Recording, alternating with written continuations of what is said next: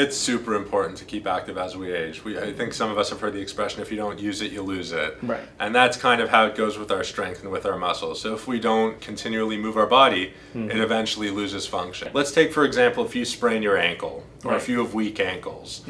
If you're walking on that ankle, it's carrying more of a load than it can take. Right. So what happens is another part of the body has to take on some of that load. So they might start to feel it in their knee, and what started out as an ankle issue ends up in the knee. And then the knee's carrying on more than it can handle. So a lot of the time people will experience knee, hip, back pain, something even as far high up on the neck. Right. And it all started with something in the ankle. So it's so important to maintain function in our body. Just keep that movement going so that it can keep going at an optimal way. Right.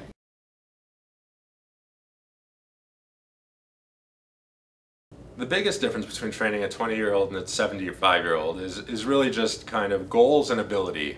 And the two of them tend to go hand in hand. So for example, if you're a perfectly healthy 20-year-old, you've got a certain baseline. You're working at more or less regular function, and generally the goal is you want to improve your baseline.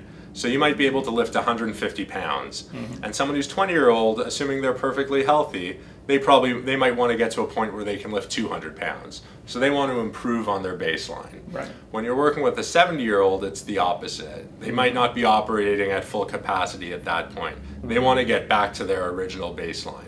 It might be hard for them to do just everyday activities like walk up and down the stairs. And that's one of the things that we're going to be working on, assuming that's a goal of theirs. We want to get them back to their baseline or slow down the decline. So that's the biggest difference between training a 20-year-old and a 75-year-old.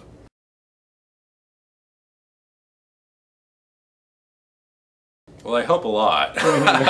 And again, this kind of comes back to goals, you know. So if somebody's goal is to lose 30 pounds, you know, I trained somebody who was so embarrassed by how they looked before we started training together that they didn't even have a before shot. And then as we were training together for 6 months, over the course of 6 or 8 months, it started getting to a point where you could see his body transforming. He started shedding fat, he gained a whole lot of muscle. He said everywhere he went, people were commenting. And that was this person's goal. But you might see other people and it's more functional. You know, something just in terms of, I've used the example of walking up and down stairs. If somebody can't walk down their stairs without feeling knee pain, and then after a couple months of training they're able to do that, that's a huge step. Right. I trained somebody who's recently retired, and he told me that his golf game improved since we started training together, just because the same muscles that are helpful for golf are also useful in other areas of his life. So we've been working on those muscles. Right. And he said he broke a 90 for 2 rounds in a row, which is great for him, which is great for anybody. I wish I could do that. So really it comes down to goals, and the idea is that the best program, the best exercise program is the one that's going to help you towards your goals. Right.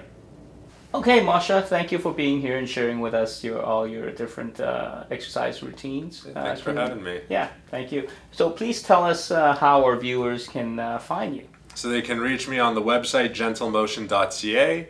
They can email us info@gentlemotion.ca. We're also on Facebook, facebook.com/gentlemotion, all one word. Please follow us on Facebook, Instagram, Twitter for updates and archives of all our interviews. We also welcome your feedback and input on future topics. And of course, give us a like. We'll see you next time. Thank you.